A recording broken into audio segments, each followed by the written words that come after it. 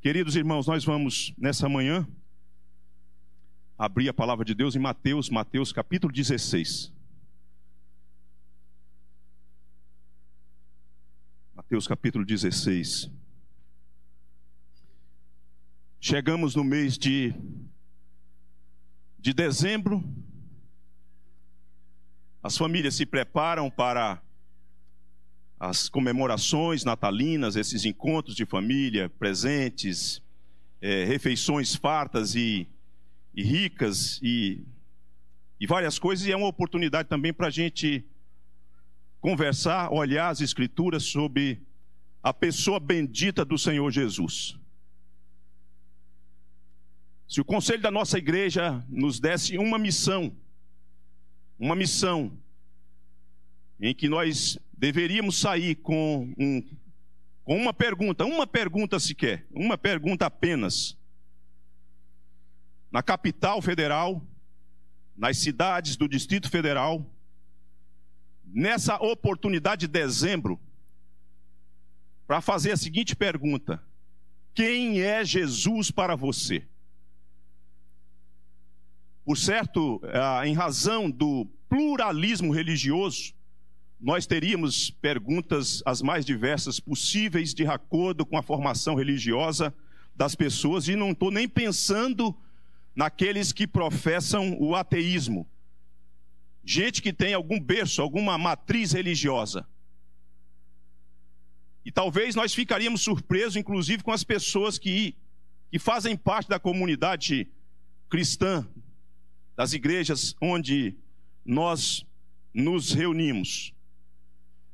E veja só, para ensinar, o Senhor Jesus, dentre muitos métodos que ele usou, a pergunta foi um recurso que o Senhor Jesus se valeu para ensinar, para corrigir equívocos, para ensinar verdades espirituais. E as perguntas do Senhor Jesus, elas eram perguntas diretas, e por isso elas exigiam respostas objetivas, também respostas diretas. As pessoas que já foram ao conselho da primeira igreja, a reunião do conselho da primeira igreja com vista a se tornarem membros da igreja, e aquelas que estão na expectativa, na classe do catecúmenos para isso, o conselho faz, dentre algumas perguntas, não são muitas, faz essa pergunta: quem é Jesus para você? Quem é Jesus para você? Parece simples, né? Parece simples, não é verdade? E claro, existe as mais diversas respostas nesse núcleo mais reduzido de igreja, do nosso convívio. E eu quero então, nessa manhã, olhar para a pergunta feita pelo conselho, que é semelhante à pergunta feita pelo Senhor Jesus, que se encontra no registro do evangelista Mateus, no capítulo 16. Versículo 13, vejam o que diz o texto. Indo Jesus para os lados de Cesareia de Filipe, perguntou a seus discípulos: quem diz o povo ser o Filho do Homem?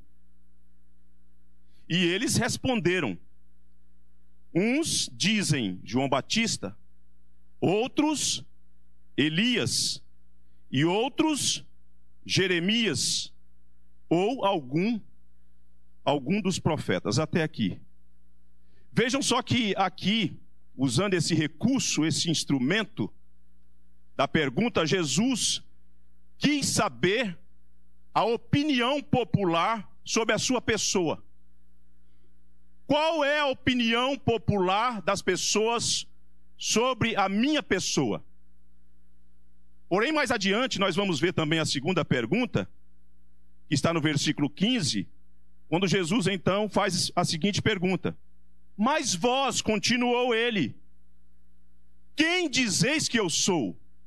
Então agora Jesus quis saber também qual a resposta, ou qual a compreensão, a conclusão do seu próprio povo. Do seu próprio povo. Note que o Senhor Jesus, ele faz duas perguntas. A primeira pergunta visa diagnosticar o entendimento popular sobre a sua pessoa.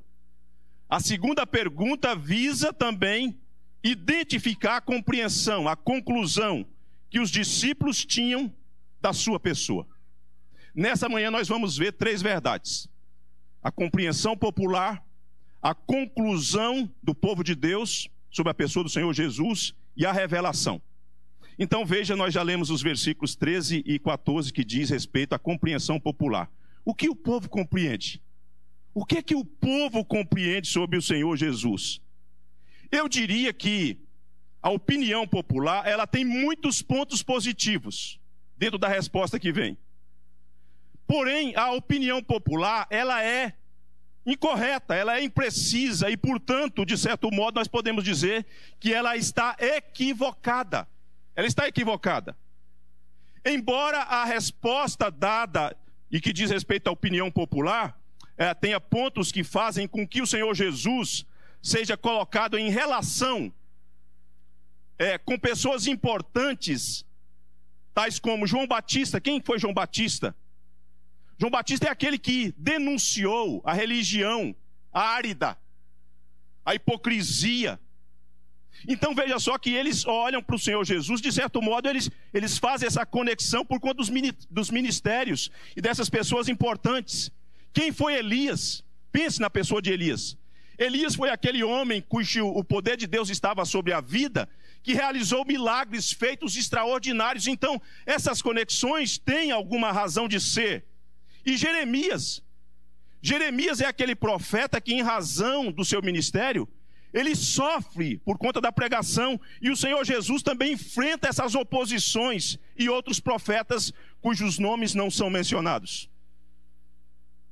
Então veja só que há alguma similaridade, alguma coisa que tenha características que são encontradas no Senhor Jesus e no ministério do Senhor Jesus, que leva as pessoas a essa compreensão do Senhor Jesus, desses profetas que tinham essas coisas que eram parecidas com o Senhor Jesus. Entretanto, quando vem a manifestação concreta da opinião popular, as pessoas estavam colocando o Senhor Jesus entre muitos outros profetas. Tem características que se assemelham, coisas que nós vemos, e com isso o Senhor Jesus é colocado como mais um dentre outros profetas, embora todos eles com a sua importância dentro do ministério para o qual Deus os chamou. Todos esses homens, João Batista, Elias, Jeremias e outros profetas, cujos nomes não são mencionados, eles são importantes, porém, eles ficavam aquém do Senhor Jesus.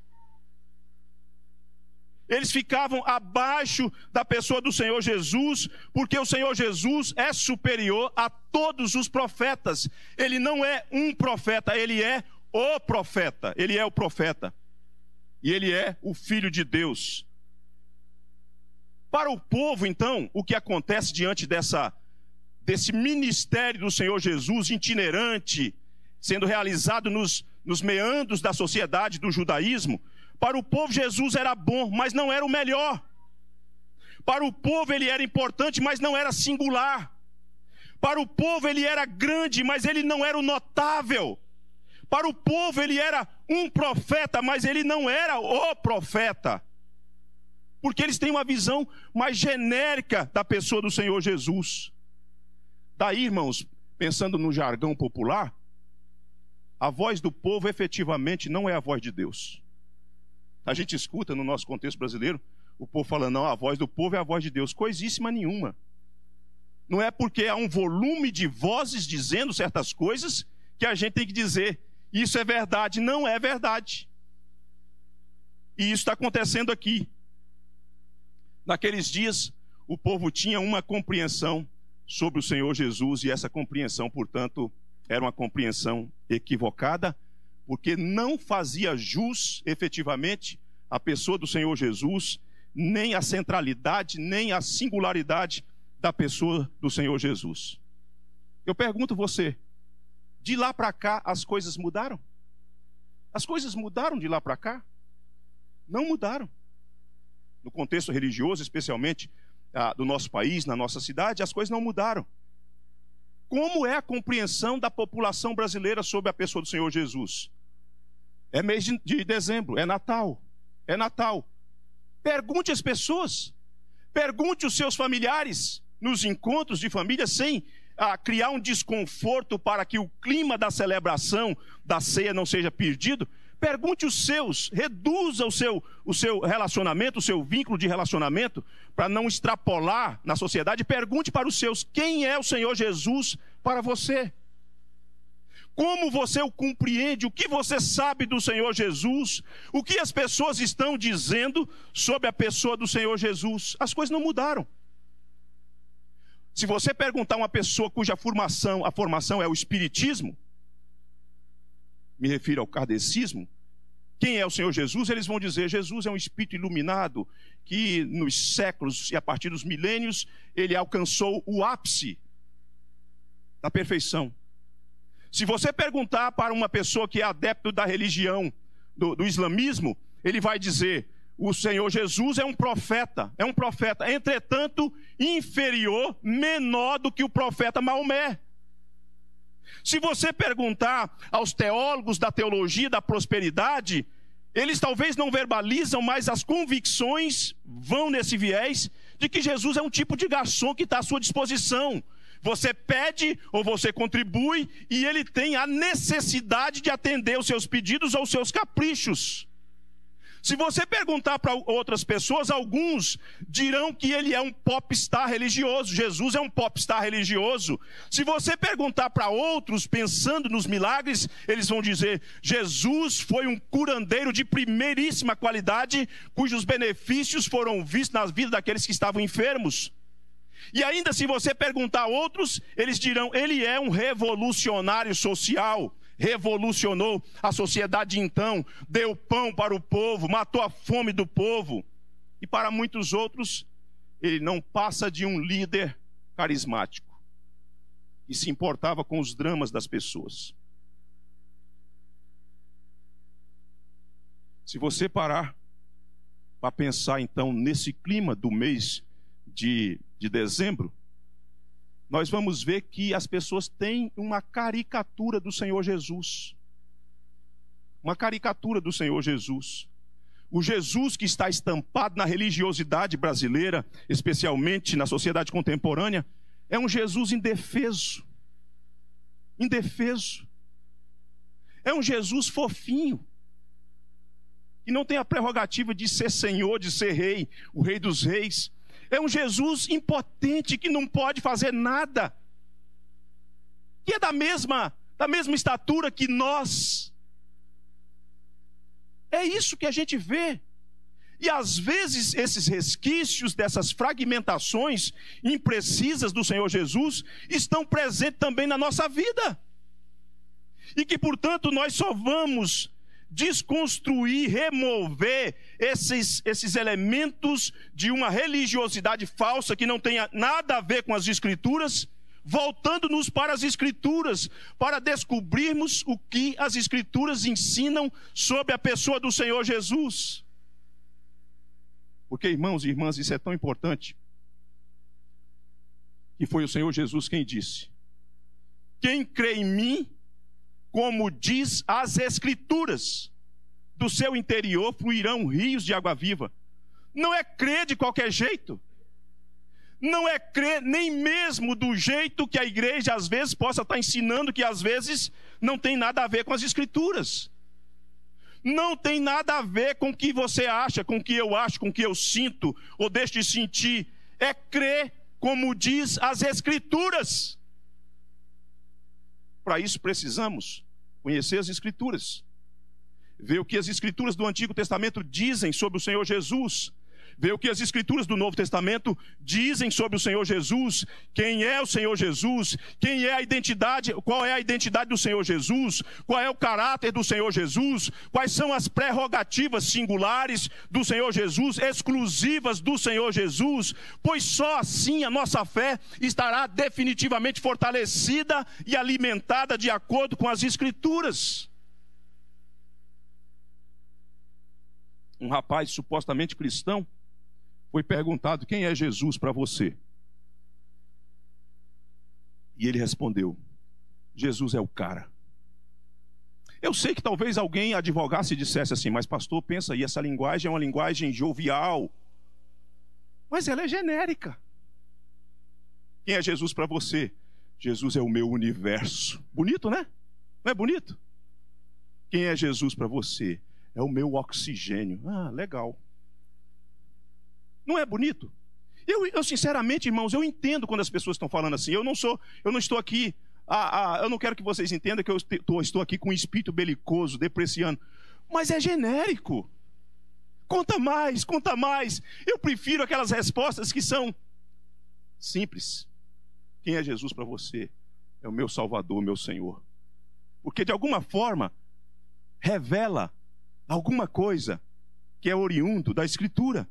Um outro rapaz foi no gabinete de um amigo meu, pastor presbiteriano, e ele perguntou: quem é Jesus para você? E o rapaz respondeu: Jesus é um ET. De repente alguém fizesse um esforço hermenêutico e dissesse: não, eu disse isso porque afinal de contas ele é celestial, ele veio de cima, é por isso que eu disse. Mas são coisas que talvez você ache engraçado, mas talvez seja uma manhã para você colocar o crivo, quais são as suas convicções sobre o Senhor Jesus. Quem é o Senhor Jesus para você? Quem é o Senhor Jesus para você? Agora, veja só. Eu gosto do que é registrado aqui. Me refiro à pergunta do Senhor Jesus, no versículo 13, quando ele diz assim: quem diz o povo ser o filho do homem? Essa ideia do filho do homem é uma expressão que aparece no profeta Daniel. Agora, o que eu gosto disso aqui, eu queria que você fizesse uma pausa e prestasse bastante atenção, porque Jesus está perguntando para os seus discípulos de convicções, de compreensões, de opiniões da sociedade, das pessoas que compõem a sociedade. E por que eu gosto disso aqui? Porque a igreja só vai saber o que as pessoas pensam sobre o Senhor Jesus se houver no dia a dia convívio com as pessoas. Para que a gente tenha de fato, minimamente, uma compreensão de como que as pessoas verbalizam a pessoa do Senhor Jesus. Você não acha isso incrível? O Senhor Jesus pergunta para os seus, um grupo seleto de homens que ele escolheu, está treinando para que eles sejam os pregadores do Evangelho, e ele pergunta: o que diz o povo que eu sou? O que diz o povo ser o Filho do Homem? Irmão, se a igreja não conviver com pessoas das mais diversas camadas da sociedade, conviver mesmo, sentar com as pessoas, ouvir as pessoas, para saber o que elas compreendem, você fica, de certo modo, além da timidez que nós temos, e daquilo que nós achamos assim: eu não estou preparado para falar do Evangelho para as pessoas, você fica sem condição de apresentar o Evangelho, porque não há uma tabulação de conversa, de início de conversa. E você senta com as pessoas durante a semana, no ambiente, no escritório onde você está, mas você não convive. Você chega lá, começa o seu trabalho, dê o seu tempo, sua jornada de trabalho, você termina, fecha o seu notebook e você vai embora. Você não convive, só tem condição de saber o que as pessoas pensam sobre o Senhor Jesus, o que as pessoas pensam sobre o cristianismo, o que as pessoas conhecem sobre a igreja, se nós convivermos com as pessoas, se nós nos relacionarmos com as pessoas, se nós nos afastarmos das pessoas, nós perdemos a capacidade de entender o que as pessoas pensam sobre o nosso Deus, sobre o Senhor Jesus. E nós ficamos impossibilitados de apresentar o Evangelho, embora seja missão nossa, privilégio nosso, mas nós nos afastamos, nos sentimos acovardados, inabilitados para isso, mas também não temos como iniciar uma conversa para, a partir da conversa, apresentar o Evangelho. Quem diz o povo? O que diz o povo ser o Filho do Homem? Isso tem a ver com convívio. Se os discípulos não estivessem convivendo, se os discípulos não estivessem andando pelas ruas de Jerusalém, nas aldeias, convivendo com familiares e famílias, e a religiosidade daquele contexto, eles não saberiam o que as pessoas estavam dizendo. Nós, às vezes, estamos tão afastados da sociedade, ao mesmo tempo que parece que nós estamos próximos, nós estamos tão distantes das pessoas, que o muito que a gente sabe que as pessoas estão dizendo é pelo Instagram, mas não é o olho no olho, o viva voz, do convívio, para que a partir disso você tenha condição de falar para elas, de desconstruir equívocos e apresentar a pessoa do Senhor Jesus. Qual a compreensão? É o primeiro ponto, popular.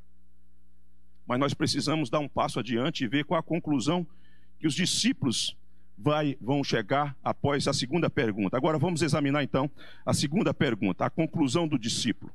Vejam que no versículo 15 e 16 diz assim: mas vós, continuou ele, quem dizeis que eu sou? Respondendo Simão Pedro, disse: tu és o Cristo, o Filho do Deus vivo. Você pode repetir comigo isso? Tu és o Cristo, o Filho do Deus vivo. A conclusão do discípulo. Na segunda pergunta, o Senhor Jesus muda. Agora eu não quero saber a compreensão genérica, ampla da sociedade. Eu quero saber a compreensão de vocês. De vocês. Qual é a compreensão do povo de Deus? Do povo de Deus. Jesus faz a pergunta: mas vós, eu quero saber de vocês, quem dizeis que eu sou? Ele está usando o mesmo instrumento, o mesmo método, mas agora ele reduz o foco. Reduz o foco. Meu papo agora é com vocês. Eu quero resposta de vocês. Agora eu quero que vocês percebam o contraste existente entre o que eles dizem e o que vocês concluem sobre a minha pessoa, o que vocês compreendem da minha pessoa. A pergunta do Senhor Jesus é feita agora para um grupo de pessoas que anda com ele. É como se o Senhor Jesus estivesse dizendo: eu quero saber de vocês que andam comigo, de vocês que recebem os meus ensinos, de vocês que têm percebido e visto os meus feitos, os meus milagres. Vocês têm presenciado tudo isso nessa jornada, nessa caminhada, desde que eu os chamei, desde que eu os selecionei para que vocês fossem os meus discípulos. Eu quero saber de vocês quem eu sou para vocês. Quem é Jesus para você? Quem é Jesus para você?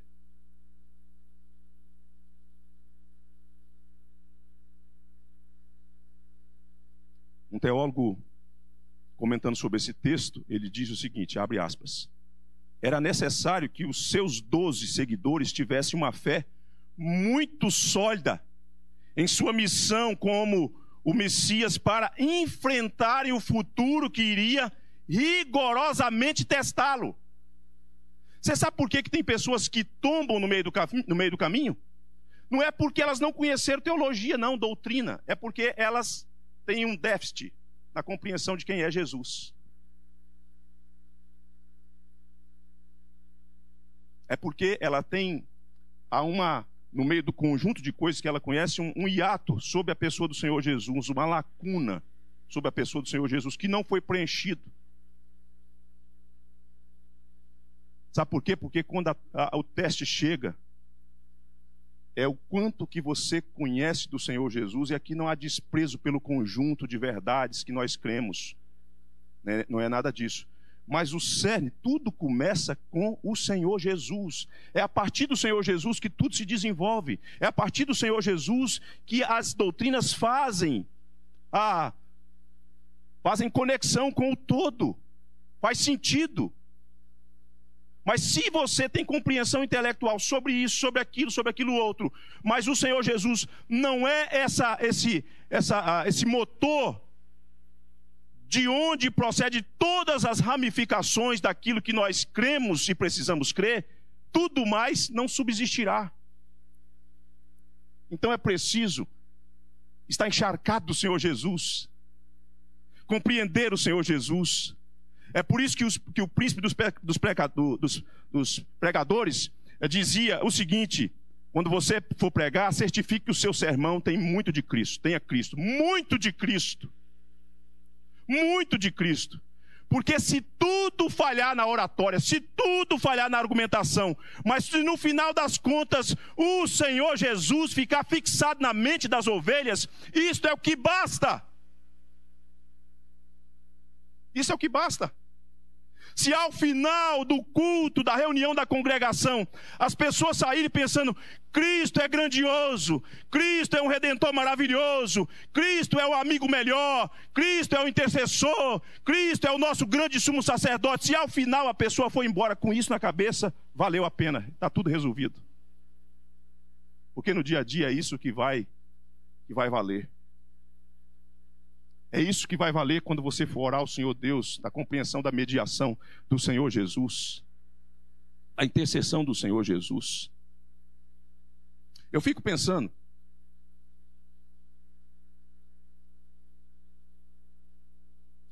que com a pergunta do Senhor Jesus, quando ele muda e faz a segunda pergunta, eu fico pensando que talvez,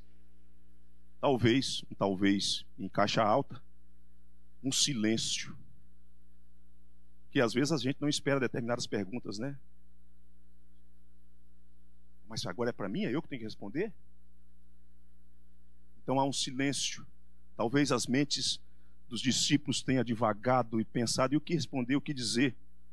Ficaram paralisados, talvez eles ficaram temendo. A gente não pode falhar agora na resposta, porque já falamos o que o povo pede, o que o povo diz, o que o povo compreende, o que o povo está opinando.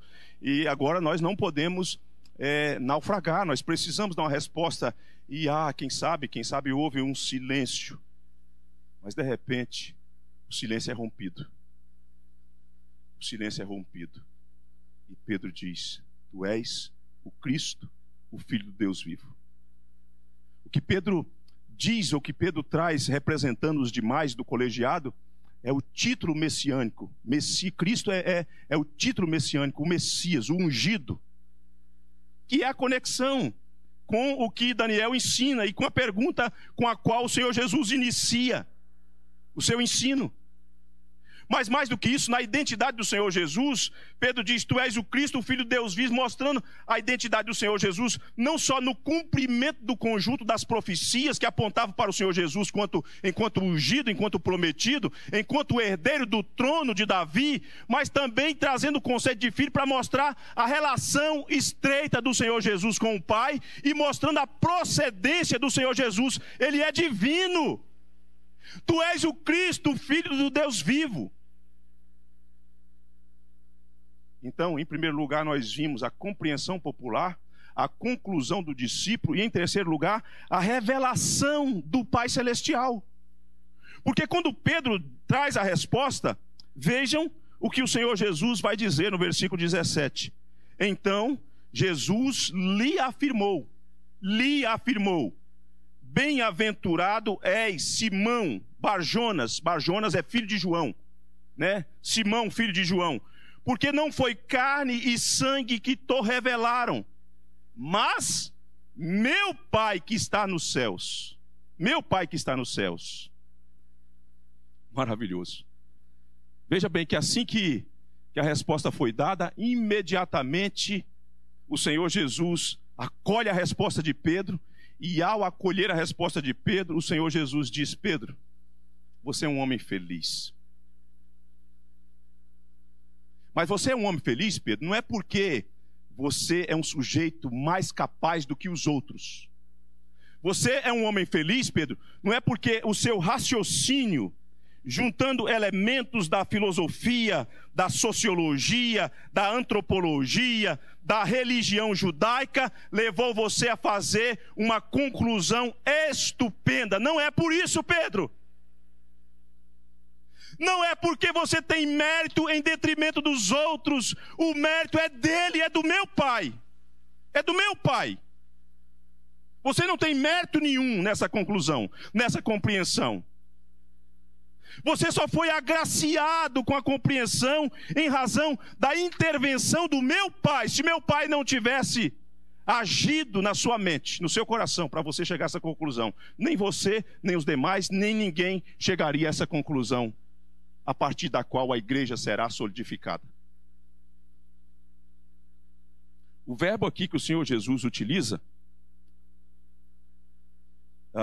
quando diz porque não foi carne e sangue que tô revelar, o verbo revelar aqui é apocalipto, que quer dizer, que traz a ideia de desvendar, de descortinar aquilo que estava escondido, aquilo que não poderia ser compreendido pelos olhos, aquilo que não poderia ser compreendido a partir de um esforço humano. É Deus quem puxou a cortina, me permito usar essa metáfora. É Deus quem puxou a cortina e falou: Pedro, o que está por detrás, que você não conseguia ver, que a população não consegue enxergar e compreender, o meu Pai revelou para você. Descortinou, revelou a você o que você não conseguia compreender. O que Cristo está fazendo aqui é dizendo assim: olha, o que faz com que você tenha a singularidade de ser um homem feliz, representando os outros, é que o resultado do que você chegou enquanto conhecimento é fruto da ação de Deus. É fruto da ação de Deus. O eu sou, que queria saber o que os discípulos haviam compreendido sobre ele, ou compreendia sobre ele, vai mostrar para Pedro o seguinte: Pedro, ninguém pode chegar à conclusão de quem é o eu sou se não houver a intervenção revelacional do Pai do grande eu sou. Agora filosofei, né? Não, é Bíblia, isso é Bíblia, isso não é filosofia, não. Vejam só, passa a página da sua Bíblia, chega voltando no capítulo 11 de Mateus, no capítulo 11. Vejam as palavras do Senhor Jesus sobre esse tema, revelar. Versículo 25. Diz assim, ó: por aquele tempo, exclamou Jesus: graças te dou, ó Pai, Senhor do céu e da terra, porque ocultaste essas coisas aos sábios e instruídos, e vejam, e as revelastes aos pequeninos. Sim, ó Pai, porque assim foi do teu agrado. Tudo me foi entregue por meu Pai. Ninguém conhece o Filho senão o Pai, e ninguém conhece o Pai senão o Filho, e aquele a quem o Filho o quiser revelar. Nessa pista, tanto é o Senhor Deus quem revela, descortina as coisas para que as pessoas compreendam, entendam quem Ele é, quanto o Senhor Jesus também faz isso, para que as pessoas saibam quem é o Deus a quem nós devemos servir. E vários outros textos nós poderíamos citar. Sabe qual o resultado da revelação que nós temos aqui? Da afirmação de Pedro, que é a revelação de Deus? 3 coisas. Primeiro, a revelação é fruto da graça de Deus. A revelação é fruto da graça de Deus. Ninguém tem prerrogativas, ninguém tem mérito, ninguém tem virtude em si mesmo para que Deus tome a iniciativa de se revelar à pessoa. É Deus que toma a iniciativa livremente, de um modo gracioso, de se revelar a nós, de remover as escamas dos olhos, de fazer com que haja no coração olhos espirituais para enxergar, compreender e crer naquela verdade. É Deus quem faz isso. Todos que aqui estamos, que já professamos a fé no Senhor Jesus, passou por esse processo. Alguns num processo mais abrupto, alguns num processo mais lento, mas todos nós chegamos à mesma conclusão por conta da graça de Deus, irmãos. Por conta da graça de Deus. O segundo efeito dessa revelação é que ela acontece na esfera pessoal. Ela acontece na esfera pessoal. É Pedro que é agraciado, são os olhos de Pedro que são abertos, é a mente de Pedro que é iluminada, é Deus age de um modo particular, dentro da coletividade, mas agindo em pessoas específicas, em tempos oportunos, de uma mesma forma, de uma mesma ação, para que as pessoas compreendam corretamente quem Ele é e possam assim confiar e descansar nele. Terceira coisa é que a revelação, ela promove também alcance coletivo. Ela é resultado da graça, ela alcança a pessoa, mas nessa dimensão aqui que nós temos de Mateus, no capítulo 16, ela também tem alcance coletivo. Porque Pedro foi o homem agraciado. Todavia, depois que a revelação é proferida e acolhida pelo Senhor Jesus como sendo genuína e como sendo obra da graça de Deus, da intervenção de Deus, ela se torna escritura para mim e para você. Então a revelação agora, ela está diante dos nossos olhos. É por isso que é necessário pregar. É por isso que é necessário compartilhar o Evangelho, porque agora a revelação, ela não está sendo detida por uma pessoa, na exclusividade de uma pessoa. É revelação proposicional, é revelação de Escritura para ser compartilhada, para ser anunciada, para que todos também sejam alcançados com a mesma revelação que mudou Pedro, que mudou o colegiado, que tem mudado as pessoas as quais o Senhor Deus escolheu antes da fundação do mundo. É a revelação. Todos os crentes, de todas as eras, os que foram, os que são, os que serão igualmente, pela ação de Deus, alcançados pela revelação, cuja as Escrituras atestam de como que essas coisas vão se processar. Todos. Somente a revelação divina pode fazer com que um ser humano conheça a pessoa do Senhor Jesus, sua obra, seus feitos, e consiga efetivamente crer e descansar no Senhor Jesus. Qual é a opinião popular? É genérica. É genérica. Tem características que se assemelham com quem a pessoa do Senhor Jesus é, mas não é precisa. Qual é a sua compreensão do Senhor Jesus? Quem é o Senhor Jesus para você? Você já o conhece? Eu pergunto se você já o conhece, não de ouvir falar, você o conhece de se relacionar com Ele? O Senhor Jesus é o Rei da sua vida? O Senhor Jesus é o Rei da sua existência? É Ele quem governa você? Quem é o Senhor Jesus para você?